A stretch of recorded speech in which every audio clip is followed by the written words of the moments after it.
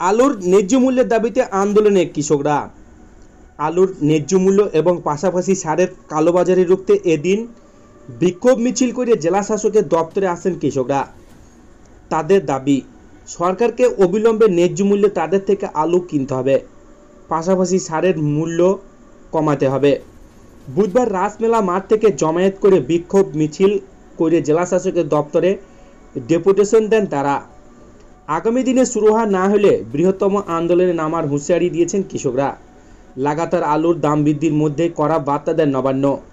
সূত্রে খবর, বৈঠকে মুখ্য সচিব বলেন, হিমঘরে বেশি দিন আলু মজুত করে রাখা যাবে না, দরকারে হিমঘরে অভিযান করতে হবে। এদিকে নবান্নে কড়া বার্তার পরপর দুপুরে বৈঠক পর কর্মবিরতি তুলে নেন প্রগতিশীল আলু ব্যবসায়ী সমিতি।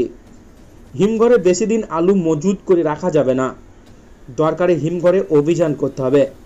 লাগাতার আলুর দাম বৃদ্ধির মধ্যেই কড়া বার্তা দেন নবান্ন। আর পরপর কর্মবিরতি তুলে নিলে প্রগতিশীল আলু ব্যবসায়ী সমিতি।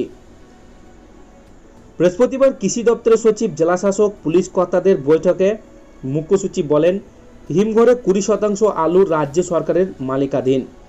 সেই শতাংশ আলু বাজারে এনে আলুর যোগান বাড়াতে হবে। এরপর প্রয়োজন হলে রাজ্য সরকার 26 টাকা কিলো দরে আলু কিনে সুফল বাংলা সেলফ হেল্প গ্রুপের মাধ্যমে বিক্রি করবে। নবান্ন মনে করছে, বাজারে যোগান বাড়ালে দাম কমবে আলুর। বাজারে যোগান বাড়তে ভিন রাজ্যে আলু পাঠানো বন্ধ করছে রাজ্য সরকার। প্রতিবাদে অনির্দিষ্টকালের জন্য কর্মবিরতির ডাক দিয়েছেন প্রগতিশীল আলু ব্যবসায়ী সমিতি। সেই জট কাটতে হুগলির হরিপালে বৈঠক হয়। বৈঠকে ছিলেন কৃষি বিপণন মন্ত্রী বেচারাম মান্না, প্রগতিশীল আলু ব্যবসায়ী সমিতির সম্পাদক সহ অন্যান্যরা।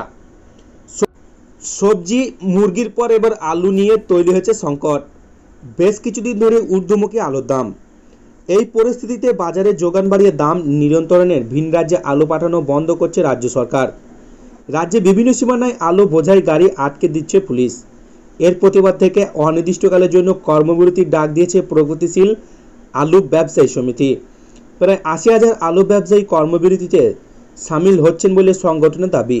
হিমঘর থেকে রাজ্যের বাজারের আলু সরবরাহ আজ থেকে বন্ধ হচ্ছে। এর ফলে আলুর দাম ঊর্ধ্বমুখী হওয়ার আশঙ্কা দেখা